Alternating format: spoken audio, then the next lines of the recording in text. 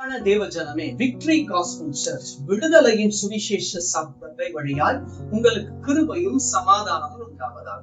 இன்று தேவன் உங்களுக்கு தரும் ஆவிக்குரிய வார்த்தை, இதுல இருக்கிற ஒரு ஆழம், அதை நம்ம இன்னைக்கு பார்த்துட்டு நம்ம முடிக்க போறோம். அது என்ன அப்படின்னா, வெளிப்படுத்தின விசேஷம் 22ஆம் அதிகாரம் 9ஆம் வசனம்.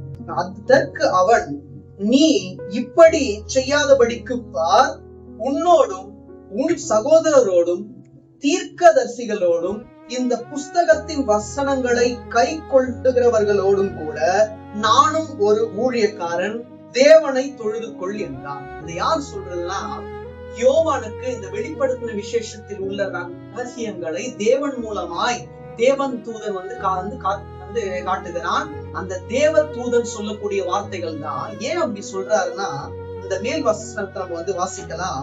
யோவானாகிய நானே இவைகளை கண்டும் கேட்டும் இருந்தேன்.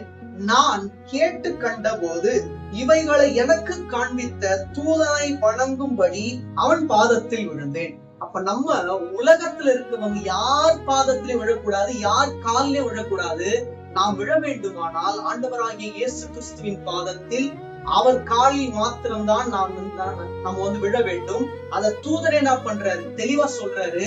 இதற்கு முன்பதாக இருந்த தீர்க்கதரிசிகள், ஊழியர்கள், சீஷர்கள், இந்த வேதத்தின் வார்த்தைகளை கை கொள்ளுகிற அவர்களை போல நானும் ஒரு தேவனுடைய ஊழியன்தான். என்ன தொழுது கொள்ளாத, தேவனை தொழுது கொள்னு சொல்லிட்டு யோவானுக்கு ஒரு வார்த்தையாக அந்த தூதன் என்ன பண்ற சொல்றாரு. இதுல இருந்து நம்ம புரிஞ்சுக்க வேண்டியது, வேற யாரோட பாதத்திலே விழக்கூடாது, வேற யாரோட காலிலையும் விழக்கூடாது, வேற யாரையும் தொழுது கொள்ளக்கூடாது.